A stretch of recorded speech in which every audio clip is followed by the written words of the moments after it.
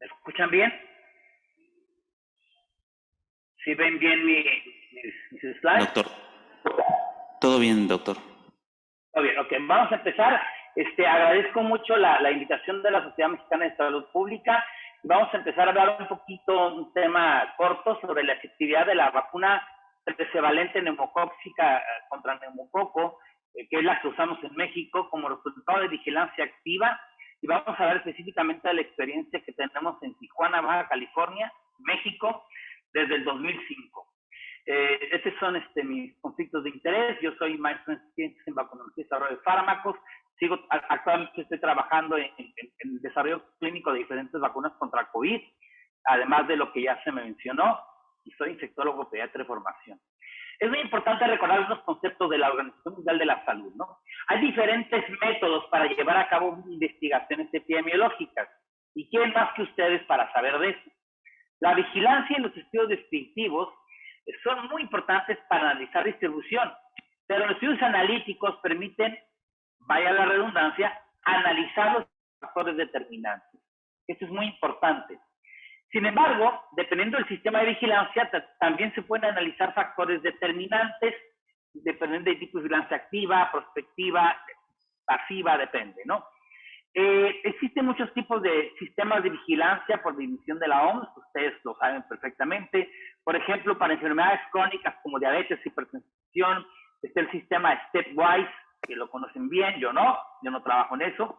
Y para enfermedades infecciosas, que es lo que vamos a ver ahora, hay dos tipos de vigilancias generalmente utilizadas, y en vacunología, que es a lo que prácticamente me dedico ya más, pues tenemos dos tipos de vigilancia, tanto desde el punto de vista de seguimiento de una enfermedad, como el seguimiento del impacto de una vacuna sobre una enfermedad, que son las vigilancias pasivas y activas. En el caso de sistemas de vigilancia hospitalaria, ahorita ya nada más me voy a referir a sistemas de vigilancia hospitalaria, no poblacional, sino hospitalaria, para infecciones graves o que requieren ser hospitalizadas, tenemos prácticamente dos tipos de vigilancia, que luego se manejan a nivel de unidad centinela, pero el tipo de vigilancia son generalmente dos, pasiva y activa. La pasiva, a su lado derecho, generalmente nace en laboratorio. Como es de laboratorio a laboratorio, generalmente tiene menor información clínica y epidemiológica de cada paciente en mención, pero obviamente al ser más fácil el sistema de reporte, hay mucho mayor número de cepas bacterianas, en este caso, hablando ya de neumococo, y obviamente se pueden incluir más hospitales. La vigilancia activa es una búsqueda activa y prospectiva de casos en la cual el médico residente, el médico de urgencias, en este caso urgencias pediátricas, hablando de niños, busca intencionadamente esos casos, en este caso de enfermedad neumocóxica invasiva. Obviamente la calidad y cantidad de información de cada caso capturado es mucho mayor. El problema es que a veces no se pueden obtener la misma cantidad de cepas porque es mucho más laboriosa el sistema de vigilancia activa y a veces no todos los hospitales pueden participar. Se requiere de mucha labor, más costo y mucho mayor voluntad y voluntad de querer participar. Hay muchos sistemas de vigilancia activa. El más famoso es el ABCs, o Active Bacterial Core Surveillance, de los Estados Unidos, que si se dan cuenta no incluye, está en gris, no incluye todo Estados Unidos. Pero ese sistema, que ya tiene muchos años, es un sistema de vigilancia activa, como lo acabo de definir. Está destinado principalmente tanto en niños como adultos para detectar casos de enfermedad invasiva por neumococo, meningococo y otras bacterias invasivas hospitalarias, incluye Haemophilus influenza tipo B, entre otras. Y como son 10 estados, el denominador poblacional es de 45 millones. Eso te permite estimar tasas, porque tú tienes un denominador.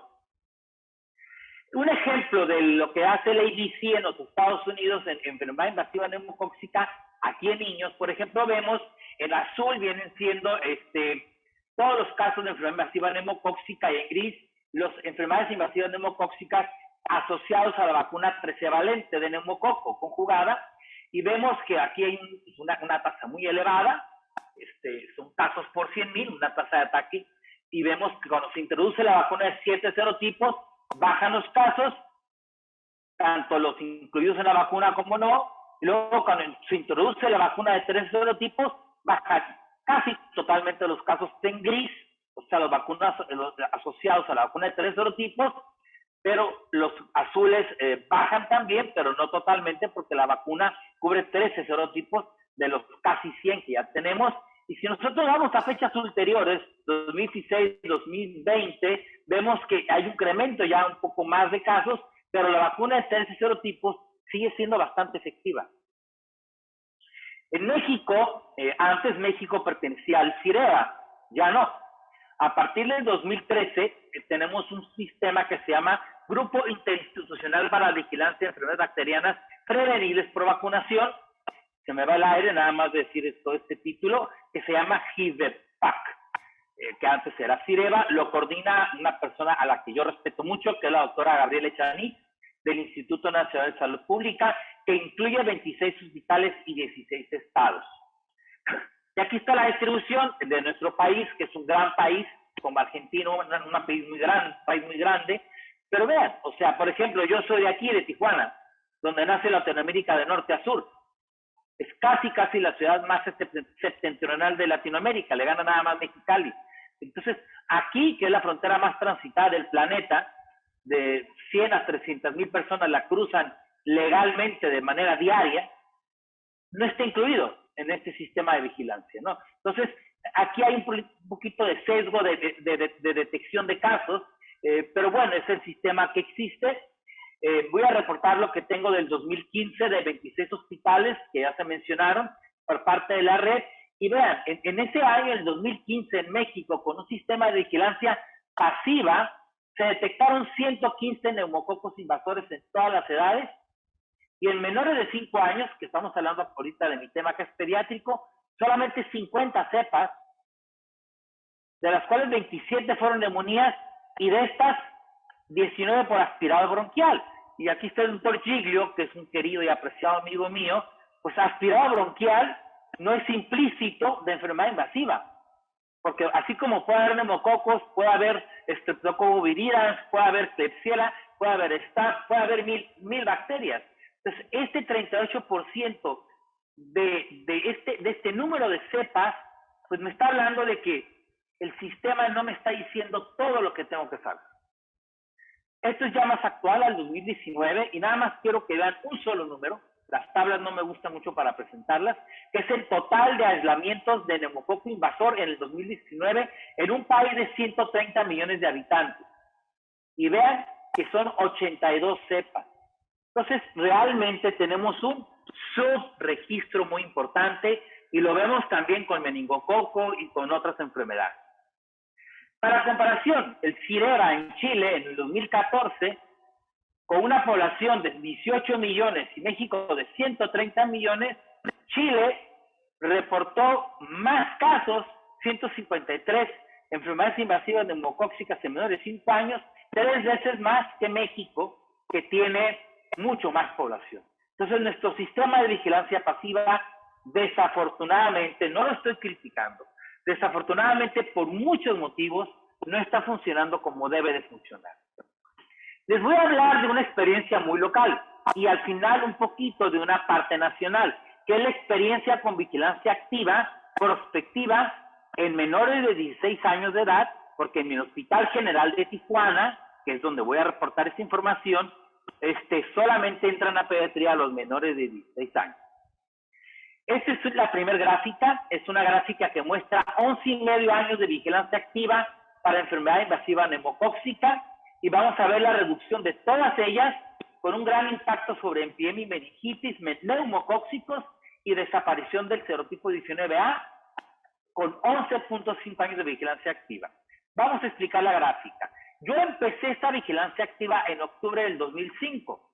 Vamos a ver aquí el número de casos, no son tasas, número de casos totales invasivos neumocóxicos están en rojo, y vean cómo suben, introducimos la vacuna neumocóxica de 7 serotipos, bajan un poquito y vuelven a subir, luego introducimos la vacuna tetravalente, bajan, suben.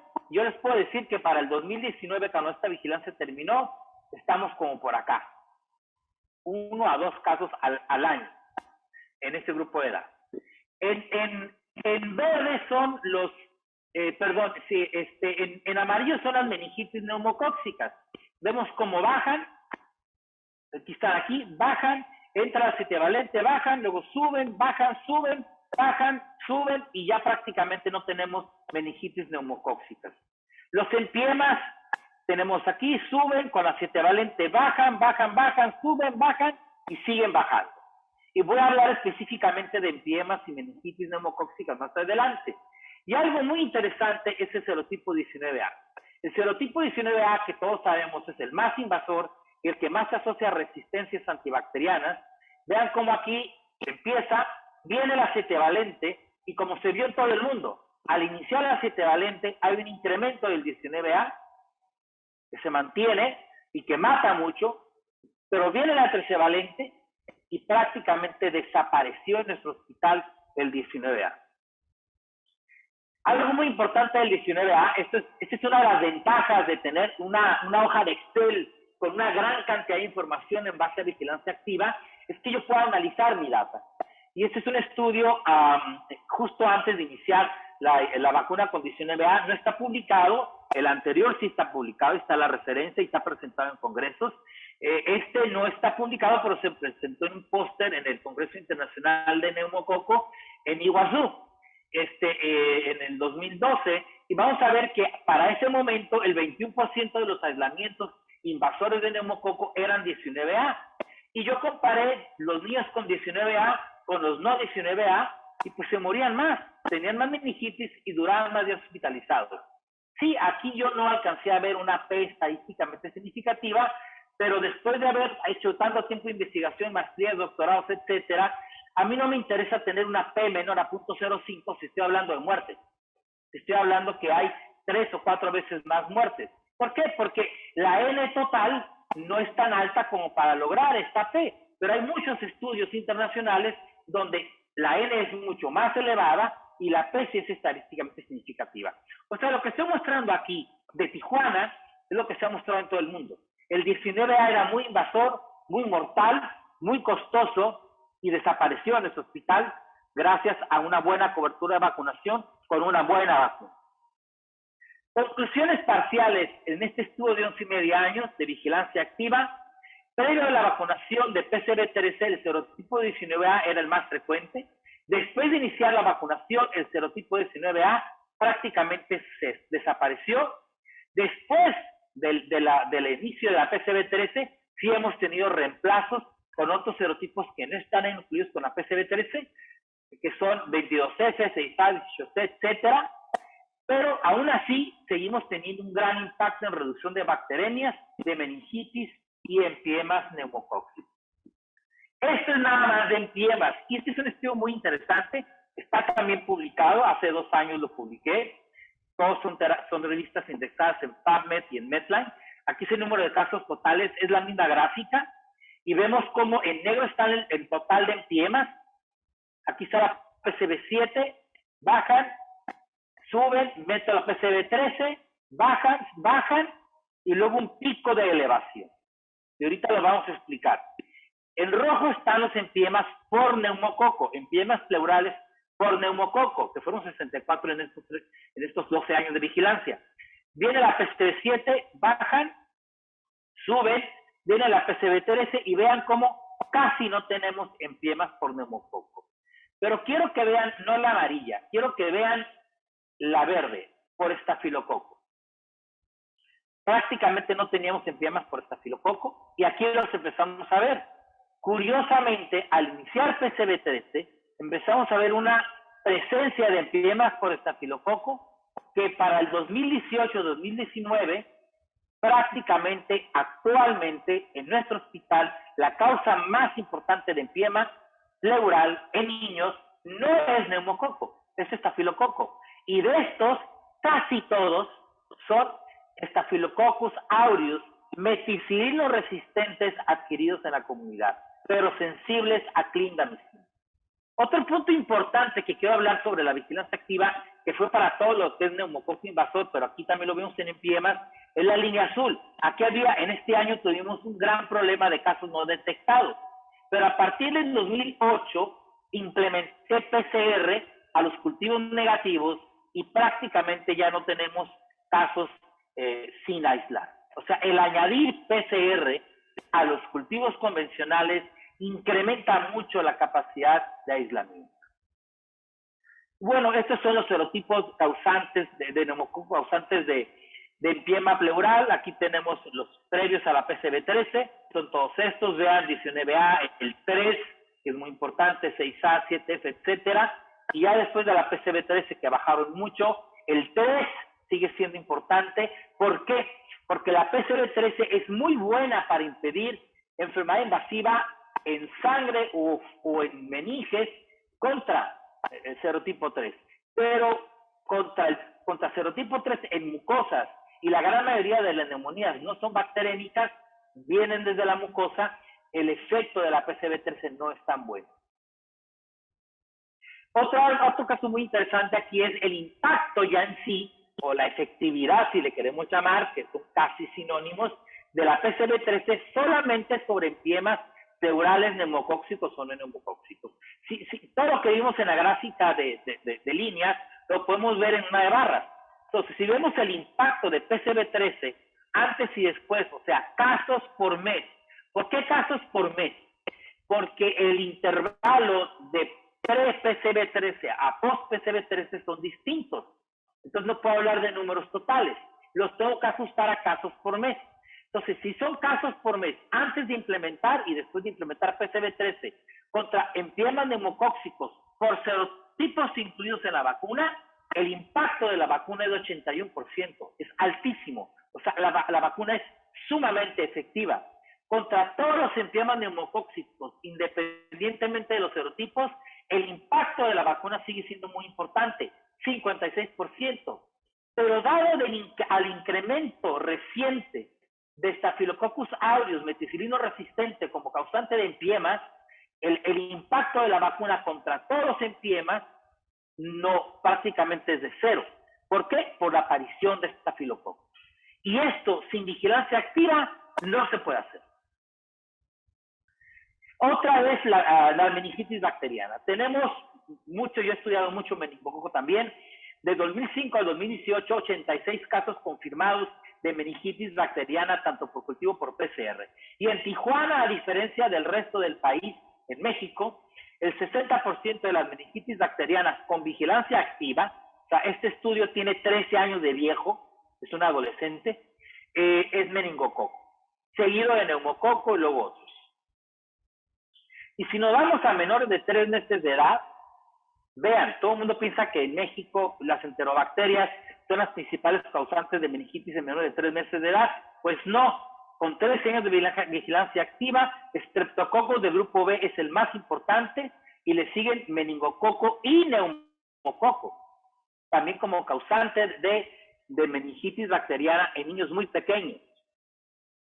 Ahora, si nosotros nos podemos saber, todo esto está publicado, aquí está la referencia, la reducción de meningitis neumocóxicas a partir de la PCV13 hicimos lo mismo, casos por mes, porque los intervalos de vacunación antes de PCV13, aquí fue 19 meses, durante PCV7 61 y después de PCV13 76 meses, entonces yo no puedo hablar de números totales, tengo que hablar de casos por mes.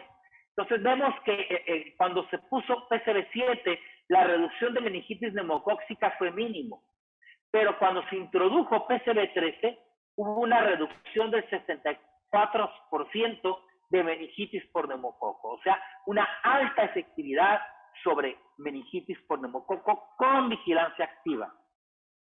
Y este estudio está recién publicado, casi salidito del horno, como decimos en México, se publicó este año, hace un par de meses, y es lo mismo, es la efectividad de PCV13 sobre otomastoiditis. En Latinoamérica casi no hay estudios de efectividad vacunal sobre otomastoiditis, 15 años de vigilancia activa, claro, no tenemos tantos casos, 21 casos, 19 confirmados con aislamiento.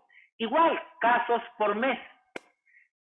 Antes de la vacunación, vean, de casos por mes eran 0.16 casos por mes, La efectividad de la vacuna por la vacuna PCV7 fue del 27%, pero la efectividad de PCV13 sobre casos confirmados de otomastoiditis por neumococo y por mastoiditis en general, o sea, la efectividad de PCV13 sobre todas las causas de neumococo, que fueron realmente el 80%, fue del 68% de efectividad. O sea, la vacuna contra neumococo es altamente efectiva contra enfermedad invasiva neumocóxica en niños, contra meningitis neumocóxica, contra empiema neumocóxico y contra otomastoiditis neumocóxica en nuestro hospital con muchos años de vigilancia activa. Y tenemos un estudio siguiendo el mismo sistema de vigilancia activa que hicimos para meningitis bacteriana en México, patrocinado por entonces Novartis Vacunas. Ya no existe Novartis Vacunas, nomás Pharma. Novartis Vacunas la compró GSK, en el cual participamos 9 hospitales del país: Tijuana, Culiacán, Guadalajara, 3 de la Ciudad de México, Monterrey y Tuxtla Gutiérrez, con el mismo sistema de vigilancia. Este estudio se hizo por 3 años, hubo 201 meningitis totales, probablemente bacterianas estas. Lo importante es que se lograron con aislamiento 73 meningitis bacterianas en estos 9 hospitales. Meningocóxicas fueron 32%, neumocóxicas fueron 23%, y lo más importante, este fue antes de la implementación del uso de PCV13, aclaro, 75% fueron por serotipo 19A. Entonces, lo que vimos en Tijuana, también lo vimos a nivel nacional, pues en 9 hospitales, con el mismo sistema de vigilancia a nivel nacional. Para concluir, los sistemas de vigilancia epidemiológica hospitalarias pueden ser pasivos o activos. La vigilancia pasiva es muy útil, no la critico, sin embargo requiere de un compromiso en cuanto que realmente se reporten. La vigilancia activa es más útil en cuanto a calidad y cantidad, pero requiere un mayor equipo y también más costo, pero es posible. Con vigilancia activa en nuestro hospital, el Hospital General de Tijuana, a partir del 2005, perdón, no es 2015, del 2005, hemos observado una transición de enfermedad invasiva neumocóxica importantísima, con transición en los serotipos causales. Posterior a PCV7, la aparición del serotipo 19A, entre otros, y posterior a PCV13, una dramática y persistente reducción en todas las enfermedades invasivas neumocóxicas, incluyendo meningitis, empiemas pleurales y otomastoiditis, con una prácticamente desaparición del serotipo 19A. Agradezco mucho la atención. Viene ya a hablar mi querido amigo el doctor Giglo, que creo que también va a hablar un poquito de farmacoeconomía, que es un tema apasionante, que yo ya lo estoy trabajando, y pues cedo la mano a quien sabe mucho. Y muchas gracias. Bueno, perfecto entonces. Bueno, muchísimas gracias por invitarme a esta reunión anual de salud pública. Para mí es un gusto y un placer, además de compartir con Enrique este panel, y estar muy agradecido por esta invitación, y espero que puedan llevarse algunos grandes conceptos sobre lo que es la farmacoeconomía, particularmente vinculada a la enfermedad neumocóxica. Bueno, estos son mi declaración de conflicto de interés. Y por otro lado, bueno, aclarar un poco, digamos, esta cuestión de que quiero contarles una historia. Es una historia para poner un poco en foco lo que es la farmacoeconomía, y después ir directamente a lo medular, que tiene que ver con la enfermedad neumocóxica, que es nuestro objetivo para hoy. Bueno, entonces yo les cuento que nací en las afueras de la ciudad de Buenos Aires, y la verdad es que recorrí bastantes lugares del mundo, pero me debo México. Y de hecho tengo unos tíos abuelos que emigraron a principios del siglo XX y allá crecieron y tuvieron sus familias, y cada tanto hablamos con algunos de los que todavía están. Pero más allá de eso, en las afueras de la ciudad de Buenos Aires, donde yo vivía, en aquellos años, beber agua de las bombas era muy común. La verdad es que hoy parece una locura, ¿no?, con los riesgos de contaminación, pero así fue. El costo de toda la cohorte vacunada va a ser este que está sobre el lado derecho mío, de $5.698.000, porque cada uno de estos niños va a ser vacunado. Y ese es el costo que va a tener la vacunación. Pero por otro lado, entendiendo que no va a haber más hepatitis fulminante ni muertes, y que todas las personas que van a estar acá van a vivir por lo menos la expectativa de vida de 76 años, si estos 700.000 y cada uno de ellos vive 76 años, se van a ganar con la vacunación lo que son 53.200.000 años, si ustedes quieren, multiplicado por 700.000, porque cada una de estas personas contribuye con 76. Este es el escenario de vacunación ideal si realmente no hay nadie que fallezca de lo que es la hepatitis A. Ahora, cuando nosotros no vacunamos, este 8.14 es por cero, porque no vamos a vacunar a nadie. Pero tenemos 27 trasplantes, de los cuales cada uno sale $40.000.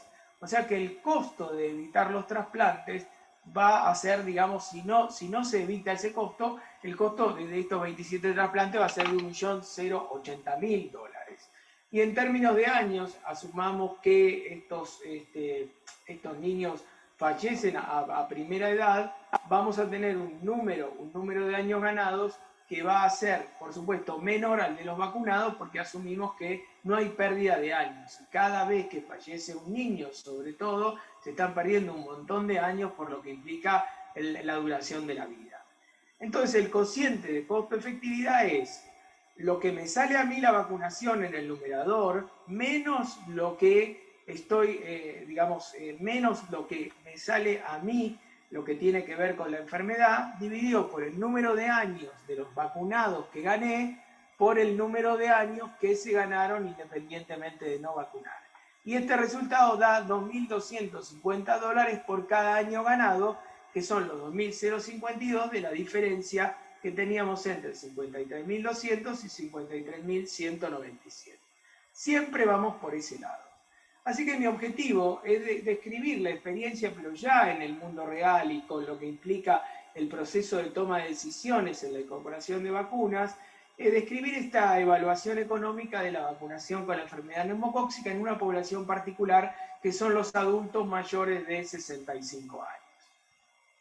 Esto es nada más que para ver la teoría y ver cómo los costos y los qualis o los años ganados se mueven en la diferencia que yo explicaba con ese ejemplo de la hepatitis A. Y uno tiene 4 resultados para esto, de los cuales la verdad los más importantes son aquel que está en Colorado, que dice que esto es muy caro y poco efectivo, donde ningún decisor va a incorporar una vacuna si realmente la vacuna es muy cara y le da peores resultados que si no la tuviera. Y después tenemos el escenario perfecto, también muy buscado por todos, que es aquello que es más barato y más efectivo, que son los dominantes. Y en el medio tienen los intermedios que están en un color celeste, por lo cual cualquier análisis económico puede arrojar cualquiera de estos 4 resultados. Entonces los decisores en salud que tienen incertidumbre también caminan un poco por la cornisa y tienen que seguir analizando. De todas maneras, hay muchas cosas que van a superar rápidamente en función de todos los interrogantes de costo-beneficio y riesgo-beneficio que se juegan en el proceso de toma de decisión. Argentina incorpora la vacuna conjugada neumocóxica de 13 serotipos en el año 2011 y a partir de ahí hay como una escalada con incorporación de vacunas rotavirus, varicela, meningococo, HPV, pero lo más interesante de esto es que en el año 2017 Argentina incorpora el esquema secuencial para mayores de 65 años, donde introduce una dosis de vacuna de 13 serotipos conjugada con un refuerzo de la vacuna polisacárida contra los neumococos al año de vida, intentando bajo este esquema optimizar la prevención de la enfermedad neumocóxica. Nosotros en ese sentido teníamos algunas cosas desde el punto de vista de que habíamos generado evidencia, particularmente en mi grupo, el que yo dirijo, teníamos datos de costos con bases argentinas sobre duración de internación y uso de antibióticos, por lo cual teníamos, digamos, un valor interesante en términos de lo que cuesta una neumonía, lo que cuesta una meningitis, sobre todo, y lo que cuestan lo que son las enfermedades invasivas que Enrique describió con tanto detalle en su presentación de vigilancia epidemiológica. Y por otro lado había otro grupo argentino liderado por Gustavo Lopardo que tenía datos locales sobre la carga de enfermedad de neumococo, básicamente para neumonía en adultos mayores de 65 años. Por supuesto que tener datos locales a los análisis de costo-efectividad le da una representatividad mayor que poblarlo de datos extranjeros. Es verdad que en nuestras regiones no es fácil tener todos los datos locales, pero estos datos particularmente son de vital importancia, como es por otro lado la cobertura de serotipos. Y en ese sentido, el Instituto Malbrán, que es el Instituto de Bacteriología de Buenos Aires, tenía datos de vigilancia epidemiológica de enfermedades invasivas, y por otro lado, en relación a eso, se puede saber también qué tipo de serotipos están circulando y cómo se relacionan con la vacunación, si la vacunación o las vacunas tienen los serotipos circulantes o no, que es lo que llamamos la cobertura vacunal. Todo esto hace a que la efectividad del programa, sumada a la cobertura de vacunas, pueda arrojar un resultado interesante, que es lo que estábamos investigando. También es cierto que nosotros desarrollamos este estudio y nos llevó un año durante fines del 18, principios del 19, y por suerte vamos a publicarlo en breve, pero teníamos algunas dudas sobre la inmunidad de rebaño, ¿no? La inmunidad de rebaño de que tanto se habló, de que la carga de enfermedad en adultos podía haber descendido por la vacunación en niños que se había dado de manera muy efectiva. Pero no teníamos evidencia en relación a esto. No había evidencia, no hay evidencia en los estudios de vigilancia que haya un descenso de la carga de enfermedad en los adultos mayores de 65 años. Y entonces, a partir de eso, teniendo ese grado de incertidumbre, utilizando la carga de enfermedad que se había hecho en la ciudad de Roca, en Argentina, donde se estimó la incidencia de lo que eran las neumonías, construimos no solo el escenario principal, que es este, con la incidencia tal cual fue publicada en una revista científica de alto impacto, decidimos construir dos escenarios más. Uno era un escenario alternativo, donde nosotros asumíamos que si hubiera rebaño, podíamos aplicar un 50% de la incidencia de neumonía, como fue, si ustedes pueden ver en las líneas azules, cómo fue el descenso de serotipos, que es lo que nosotros teníamos, y dijimos, bueno, podemos establecer una correlación, y por supuesto con cierto grado de incertidumbre. Y por otro lado, la vigilancia epidemiológica, que solo cubre el sistema estatal y que tiene algunas, digamos, cuestiones vinculadas a la infranotificación, mostraba una incidencia que era más baja también a la que había desarrollado Lopardo, que tenía una alta calidad de evidencia, que había hecho un estudio prospectivo en una ciudad con denominadores. Y dijimos, bueno, veamos cómo va esto en términos de lo que podría estar sucediendo y lo que realmente sucedió antes de la vacunación en adultos.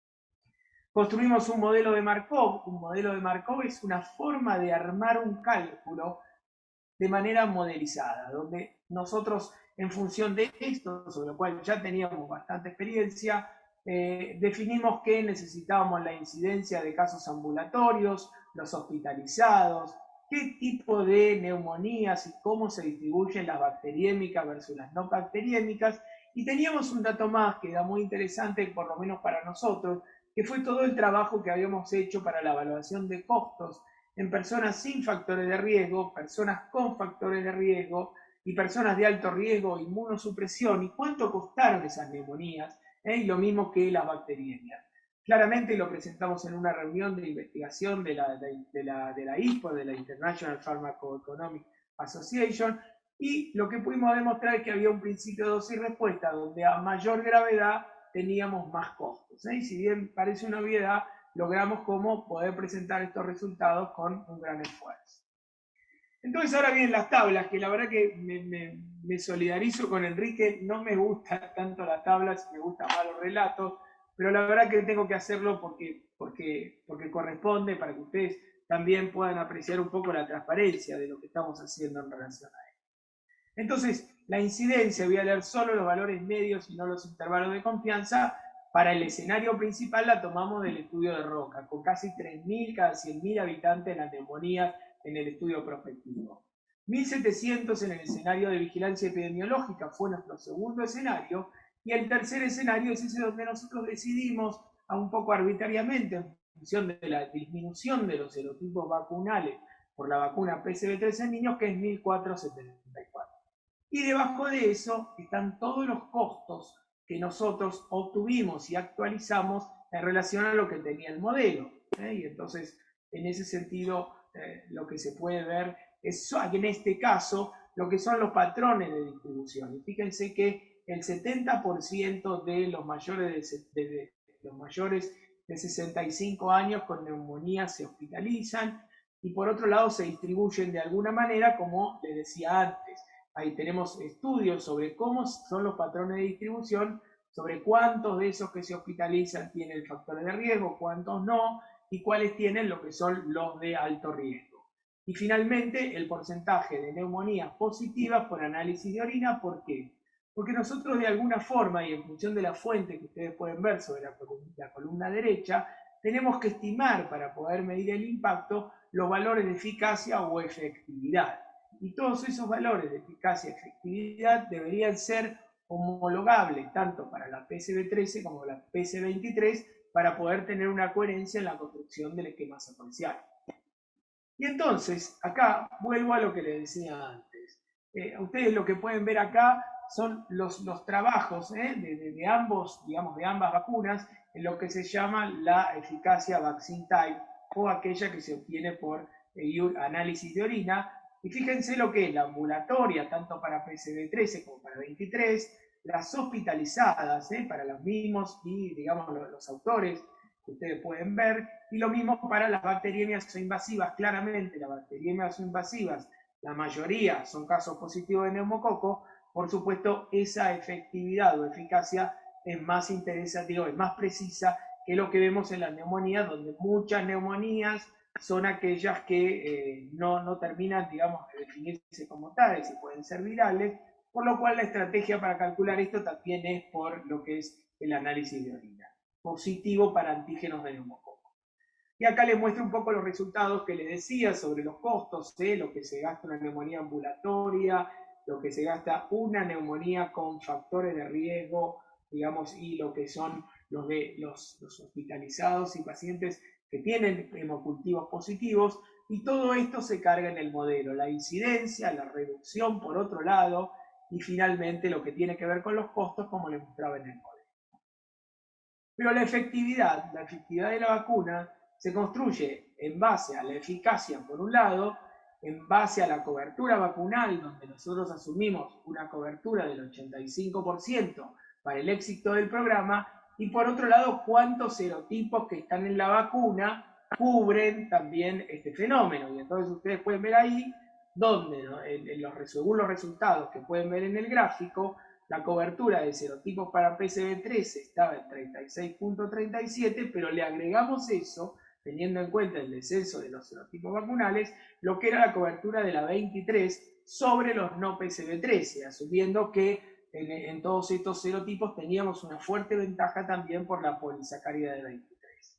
Entonces, en total estábamos llegando a una cobertura global con las dos vacunas de 69%.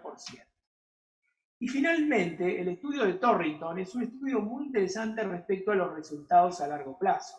Prácticamente nadie hoy duda de la duración a largo plazo de lo que es la eficacia de la vacuna conjugada en relación a una vacuna polisacárida. De todas maneras, la vacuna polisacárida tiene su eficacia demostrada y acompaña en el esquema secuencial, digamos, con un descenso de la eficacia un poco más prolongado de lo que tiene que ver con la vacuna conjugada, que es finalmente el objetivo de la conjugación, mantener los niveles de anticuerpos lo más alto que se puede en el tiempo posible. Y entonces, para ir redondeando, volviendo a ese cuadro donde yo le mostraba los 4 resultados posibles, si uno vacuna y el esquema secuencial mantiene la incidencia que les habíamos mostrado, la verdad que el costo de vacunar con el secuencial versus el comparador, que es la vacuna polisacárida de 23 serotipos, resulta en ese sentido un costo menor que ustedes pueden ver. Fíjense que son 41 millones y pico para el secuencial contra 43, y eso tiene una reducción de costos de 1.667.742 dólares por la reducción de carga de enfermedad, no por el precio de la vacuna, sino que son diferentes.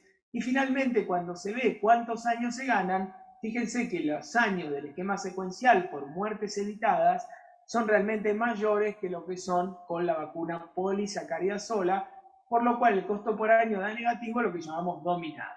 Ahora, para los otros dos escenarios, tanto para el de vigilancia como en el alternativo de reducción del 50%, los resultados, si bien son interesantes y son altamente costo efectivos, seguimos mostrando, digamos, en esto cómo acá sí no hay un costo negativo, no hay un ahorro en carga de enfermedad. Por supuesto que lo hay, porque la reducción sigue presente, pero el costo de la vacuna más la reducción no alcanza a negativizar el resultado.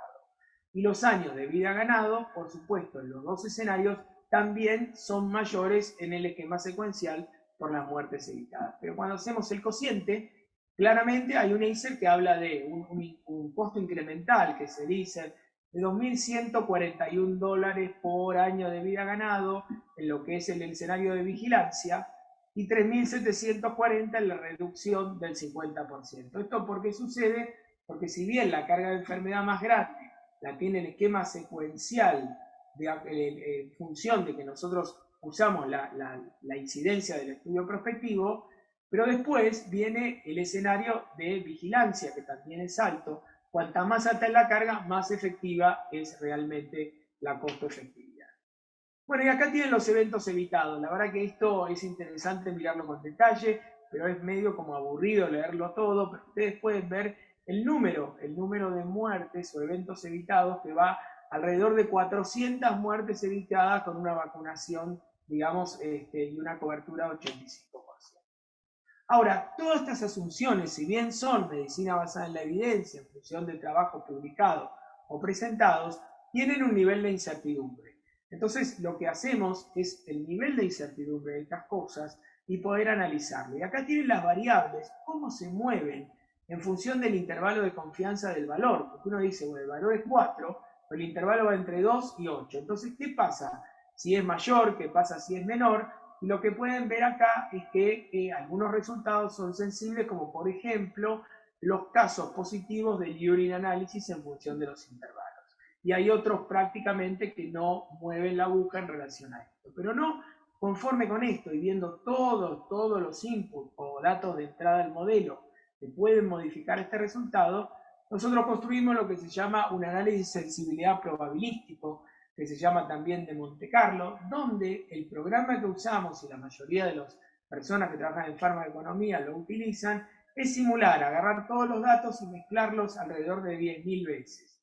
Y la nube de puntos es claramente un análisis de costo-efectividad. Y acá, la verdad, la tendencia que va de arriba hacia abajo, de izquierda hacia derecha, lo que está mostrando es que cada vez se ganan más años y cada vez se gasta menos, por lo cual la vacuna refuerza la suposición de que el esquema secuencial es costo efectivo o costo ahorrativo. Bueno, para terminar, nos preguntamos cuánto debía ser la cobertura vacunal del secuencial para que sea costo efectivo, y estamos hablando de un 60%, no menos, para que la vacuna mantenga estos resultados.